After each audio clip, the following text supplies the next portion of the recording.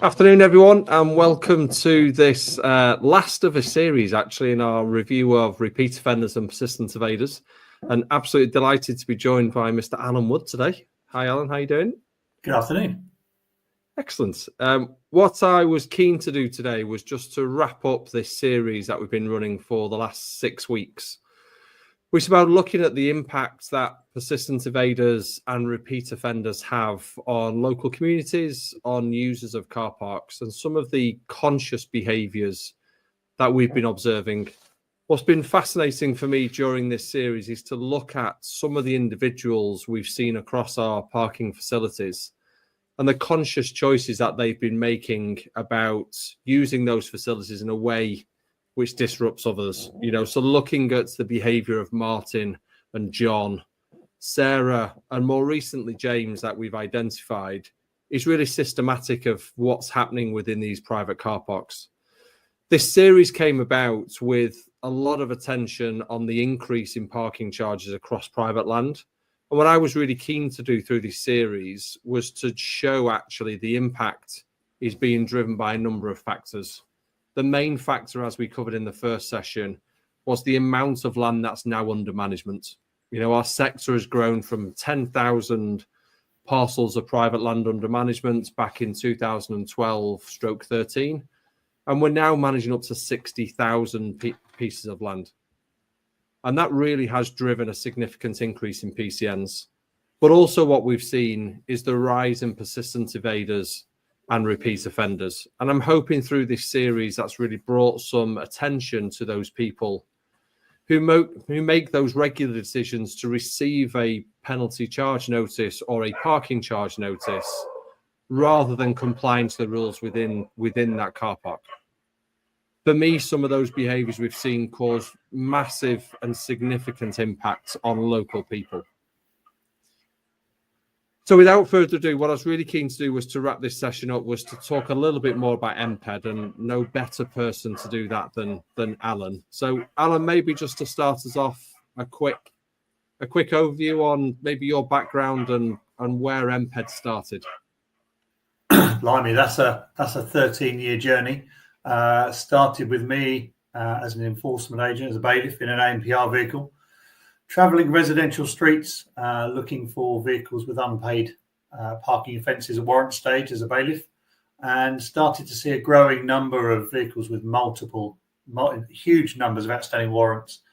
And it led me to think, well, is this an isolated piece of behavioural activity, or are these individuals giving society two fingers in other areas? So that's where it all started.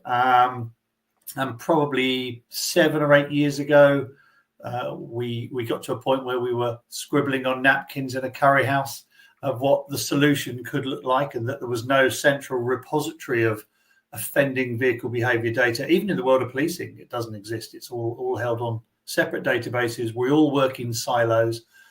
So we set about a number of years back looking at what the digital solution to this might be and what it might look like. And that first got mapped out on some napkins in a curry house. And here we are a number of years later. The database is now built and it's up and running. So, that's the journey so far. Excellent. And Alan, when you talk about NPED as a database, you just describe a little bit more about, I guess, what that is, how it works, and the benefits that people can gain from that database?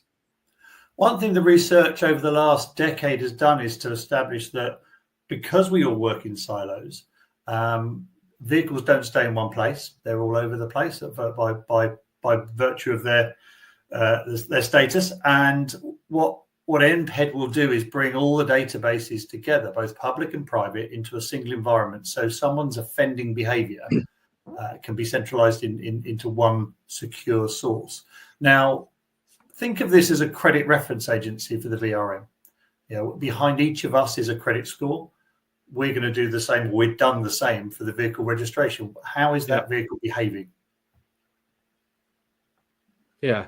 And I think, I guess a couple of things for me on that, Alan, is if I look within our own business and how many PCNs that we issue, and then if I look at how frequently we're issuing to the same vehicle, that's a materially different answer if we layer in other data, because what we see is the way that someone may use or receive PCNs within our facility, actually it's a consistent behavior across multiple facilities. So I guess, as you say, the benefit of bringing all that data together is to get a true representation of that motorist behavior, not just the one we've seen, you know, against maybe the sites or the assets which we manage.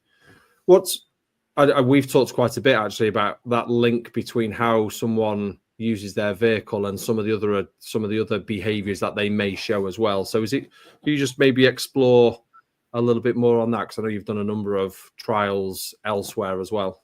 Yeah, we spent the last 6 years doing some stuff with roads policing. We've worked with DVSA, and now we're doing a little bit of work with the Motor Insurance Bureau. We know that from a persistent evader perspective, if a vehicle has multiple PCNs, 60% or more of those vehicles will be linked to other levels of non-compliance. So whether it's vehicle excise duty, insurance, registration, etc. But it's more than 6% are up to other things. When it comes to a policing world and how that data translates across into criminal activity and antisocial behaviour, or what the police call local force intelligence, because there is no national database of vehicle-related intelligence, it's all held by force. We know that more than 50% of persistent evaders are on police databases for other things as well, and are generally of interest. So I think what NPED is starting to demonstrate is that there is a percentage of our motoring public that doesn't want to conform, and every agency, whether it's police, local government, tax, MOT, insurance, and even as the oil and gas industry with drive-offs and fuel stations, they all turn out to be the same pot of people. Community speed watch data, for example, there's a strong correlation between those caught speeding in villages by volunteers and persistent evaders of parking offences. So what it turns out is we've got this pot of Herberts, and we're all experiencing in our own little silos, and this brings it all together. Yeah, and for someone who wants to use NPED, Alan, what's the process of being part of the system and adding your data and making use of that? So this works for local authorities and private parking operators, and the process is extremely simple. We've designed it to be as hassle-free as possible. It is purely a data sharing agreement with the organisation concerned and an application form. That's it. There's no onboarding fee, there's no license fee currently.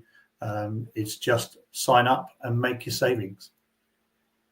And how does adding the data then translate to someone saving some money, say as a local authority, as an example?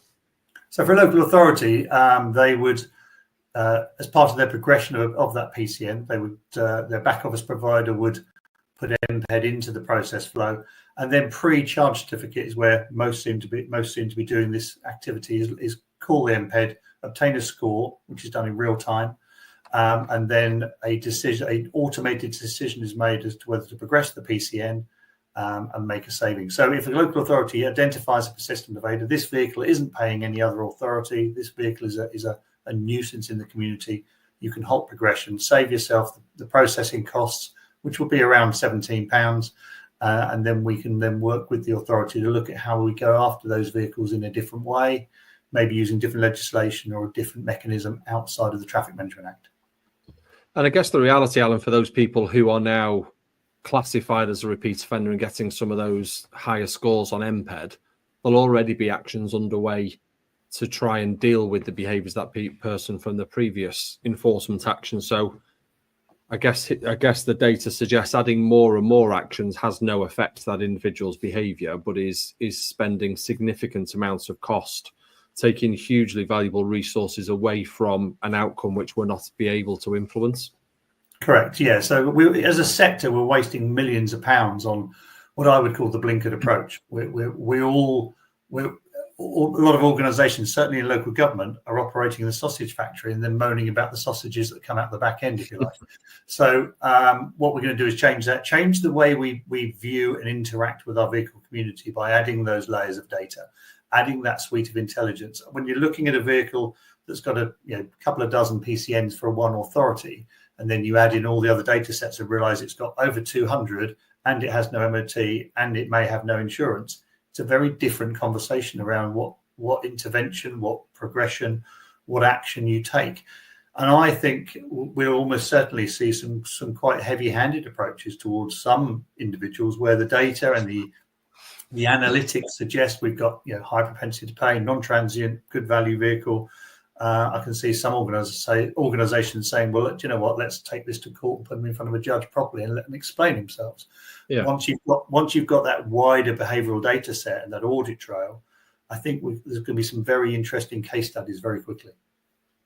And I think, Alan, I'm always mindful we talk about persistent evaders and repeat offenders. So let me, I guess, just for anyone who's maybe not seen the rest of the series. So we define persistent evaders who've had 3 or more PCNs, parking charge notices, penalty charge notices within a defined period. And typically their behaviour is they don't engage in the process. So they haven't provided a representation or an appeal. They have yet to engage in that process.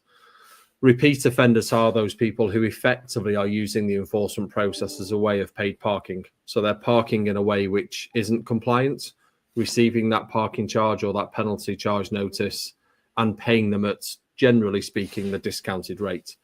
And I guess what we're talking here, Alan, is predominantly about those persistent evaders. I guess the issue we have with the repeat offenders is if they're fully prepared to accept the consequence of parking in a non-compliant way, it's very difficult to tackle that behaviour at all, actually, because they're just accepting the consequence. So is it fair to say NPED is dealing with those people who aren't engaging and are not interacting with the process rather than the repeat offenders? Absolutely. I think the way I describe it is I think NPED's about to bring some of these people out of the shadows into the light. Yeah. The persistent evader has created their own anonymity.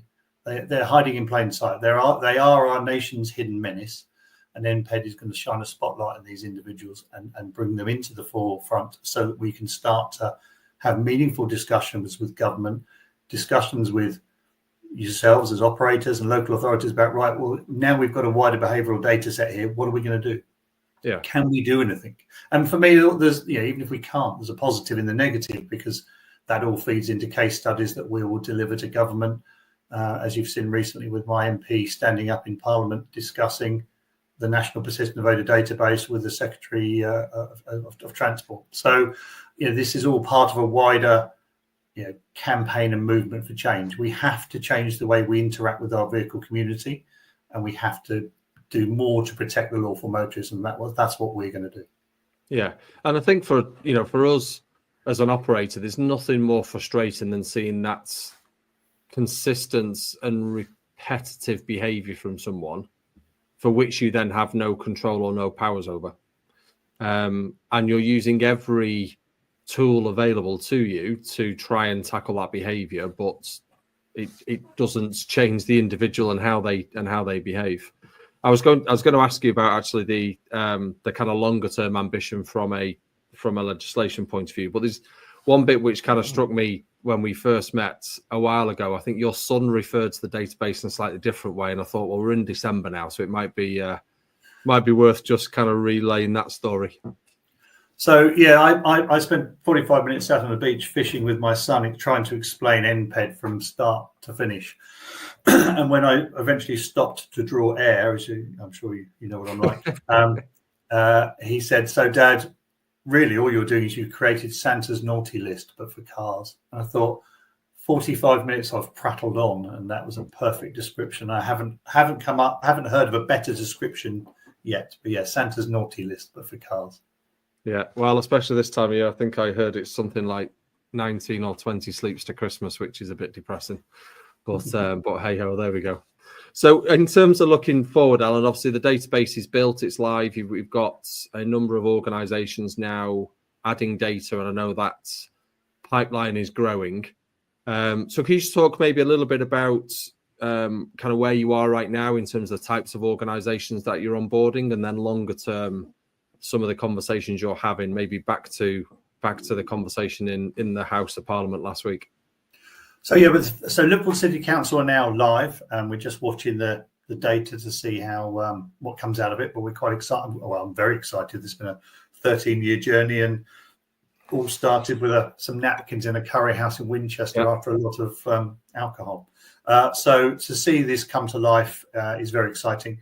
The first private parking operators' data are going in the system as well at the moment. So we really are right on the cusp of change. So we really be good to report back to you in the coming weeks on what we're finding. In terms of our campaign and push for new powers, we've waited for the new government to come into power. We've been working on this for the last year. We've called it the Vehicle Compliance Management Act, and it gives local authorities and private parking operators the ability to manage their vehicle community in a way that they currently can't, as you've already alluded to. That is an ongoing piece of work, and my MP raised the issue with the Secretary of Transport last week, a week before, sorry, on the 21st in the House of Commons, and we're just waiting for a meeting to be arranged. We've got a working group together made up of key players across the industry, DFT, DVSA, Motor Insurance Bureau, TfL, and some representatives representing the interests of roads policing. Got to be careful how I phrase that, because they're not representing roads policing, they're representing the interests of roads policing. But we're getting the right people around the table, and we've got the conversations going on at the right level. So I promised I won't give up on this. This is much needed by all of us. I'm a persistent little thing at times, as I'm sure some of you are aware. So yes, I'm quite excited for the future for what that is going to deliver. It's a piece of zero-cost legislation. Asset or perpetrator should pay. And we should start going after some of these Herberts. Yeah. And I think, as you say, Alan, the impact that these people have on the kind of wider users of those car parks or those parking facilities is really significant. You know, and we might all see that vehicle parked in a blue badge bay without a blue badge and feel slightly irritated by it. We might see other behaviors which we kind of walk past, but this is now happening on a national scale. You know, this forms a significant proportion of PCNs issued across private and public land. And I guess this is about saying no more. You know, this is about taking action to stop those behaviors from continuing, and making sure that there's real consequence for people who want to park in a way which has such disruption to everyone else within that facility. For me, I think the best way, you know, for people within our industries, the best way for people to help is to join NPED. You know, the more data we add to this system, the richer our insights become, the more knowledge that we gain about how these behaviors occur. And I think the more evidence we can add to your campaign of building legislation to tackle this problem, it is startling to see the associated information in other sectors, some of which you've referred to, in terms of how these people behave and park their cars and how they might behave elsewhere. And actually, you know, maybe at times the link to crime, or the link to just a general behavior of non-compliance. You know, the number of people without vehicle exercise duty, without insurance, you know, without MOT.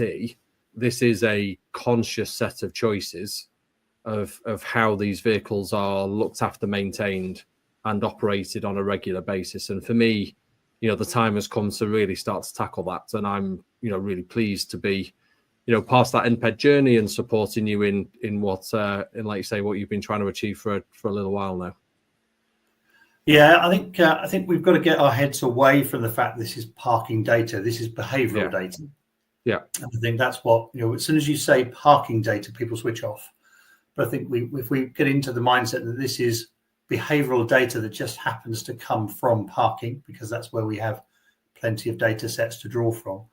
And you know, one thing that's very clear in other studies that were taken around camera enforcement evasion around the world, you can have all the technology you like, you can have all the back office systems you like, but human psychology dictates that where you have camera enforcement, you have camera enforcement evasion. And that's, we've seen it in every part of the country where we've got clean air zones, road user charging, low emission zones, low traffic neighborhoods, anywhere where there's cameras trying to manage a vehicle community, there's a growing number of those that wish to evade. And we don't have the tools like other countries do. America has scoff's law. You scoff the laws of the road, they tow you away. We don't have that. All falls to the police, a little bit with the DVLA. So there has to be a a stake in the sand, and we're part of that stake along with the rest of the industry. It's there's a big group of us. It's not just me. We will make a difference. We have to make a difference if we're going to make our roads a safer place. Yeah, no, absolutely. And I know you're at the IPC conference. There was a bit of chatter about your plant pots. I don't know whether you could just talk about those a little bit, what they mean. I can see you reaching for one as we speak. I've got a few. I not the best one to pick up. That's a black one, but let me go for a one that's coloured. There we go. So when I met you at the conference and you were setting up, I just think that the kind of care and attention you put into them and some of the messaging around them was fascinating. Actually, I'm sure everyone would love to hear a little bit more now. Now we've kind of whetted their appetite for it. So I'm not a fan of spending huge sums of money on pens, pads, water bottles, and to give away at conferences. They don't say anything about your brand. A lot of the cheaper pens end up in landfill, and that doesn't sit well with me. But the NPED as a brand is trying to do everything as sustainably as possible. We will not have petrol vehicles on the roads. We will not have an office. We will be pretty lean when it comes to the environment. And giveaways are part of that for me. So I wanted to create something that it could be very bespoke. It could be speak of some of the values of the brand and deliver a message. So we bought a 3D printer, and some of the best things I've ever given away in the past is stuff you grow. We're all working at home with our bland desks. So I thought maybe we should start to create our own range of pots. So that's I don't know if you can see it very well. There's an NPED plant pot. You can't see the detail on it, but it's got some cars around it. That's a tyre, effectively a tyre around the top with the NPED logo on. So we're giving those away with. I should have, if I'd had a bit more warning, Paul, I'd have grabbed some. We're giving those away with chili seeds, so that people can grow chilies on their desk. The pots are biodegradable, can go in landfill when you finish with it, and it just a little bit of tongue-in-cheek activity. I like a bit of absurdity, and we've got more planned. Some more stuff going on. We've got some mobile phone stands here. There's that go on your key ring. Again, those can go in landfill, but just a little bit of silliness. I think for me, what I really liked was just that ability to connect the kind of seeds that you put out. And I think the chili one said something like "spice up your data insights." Correct. Then with the plant pot, and actually just the care and attention that you've put into creating that, and hopefully what that gives that individual is that same kind of care of looking after those plants. But I think for me, kind of said everything about the brand and the organization that you're building, which is really thoughtful thoughts, long and hard about how we make a difference, and your levels of determination and persistence of making this work, I think, stand out above everything else. Actually, I know for you, it's been a long journey. We, as a Gina Group, are really pleased to support you on that journey. It's been an incredible process to go through in terms of, building that database, onboarding the first clients, going through the process of sharing that data. And I'm really excited about the benefits it will now bring. Me for one, having been around this now for a little while and seeing the impact, and hopefully through as people have seen this series, I'm really passionate about tackling these issues. I think the impact which the persistent evaders, repeat offenders have is something that needs addressing. And I for one are really complimentary, Alan, I think, to the journey and your persistence to kind of get to where you've got to. And I'm really hopeful people now start to onboard at scale. We drive significant amounts of data into the solution, and to see what that data tells us, I think we've literally started to scratch the surface with the data we've seen so far. And I think it's going to be a really interesting few months ahead as more and more people join. I guess it is worth to say, Alan, with there being a bit of a queue of people wanting to join, there's a real need for people to kind of start to want to onboard now, be part of that first and second wave. I know there'll be limits to how many people we can bring in immediately. So just to really get on with, if it's something local authorities or operators are thinking about, now's the time to act.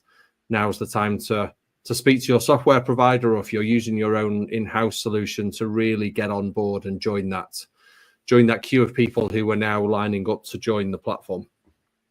But yeah, a couple of things then, Alan, for me in closing. Hopefully we'll drop below in the comments just a link to NPED so people can reach out to you directly and understand a little bit more about the work that you're doing. But completely unscripted, because I just like to get your completely natural reaction. What's the kind of couple of words that would sum up the journey you've been on so far with NPED?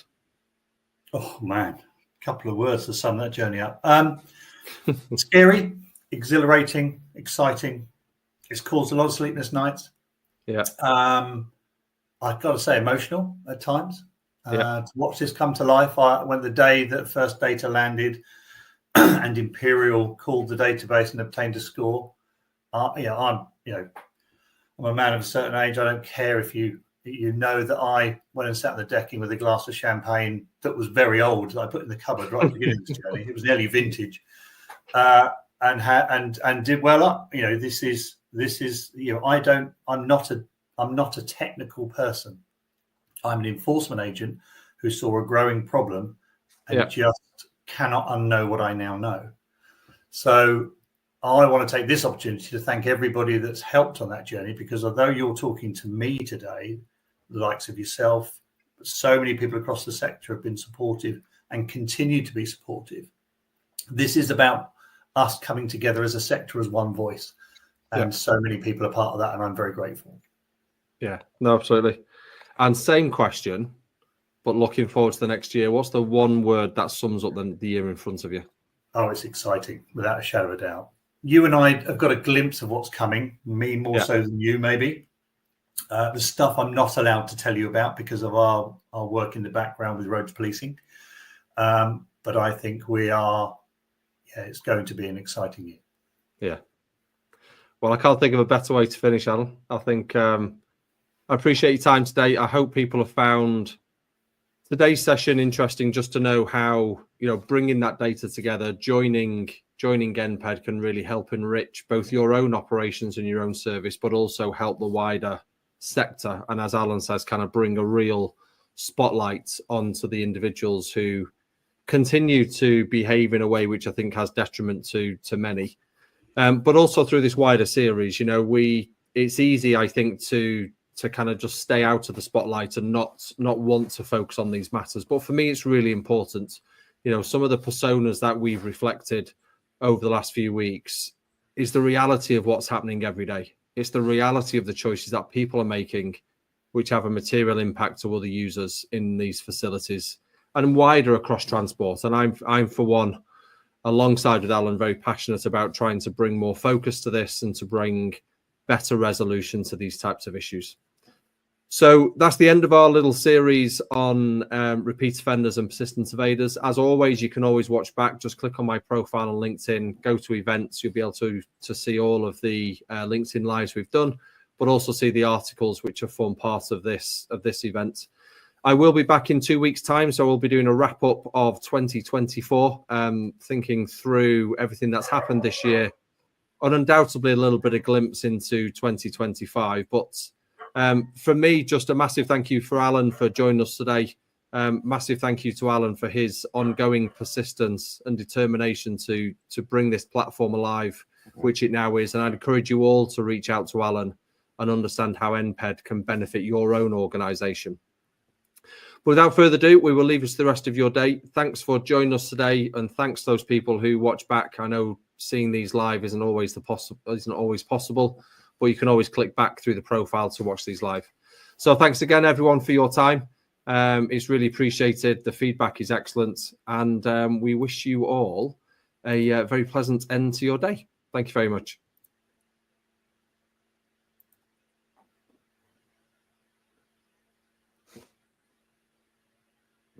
Mm.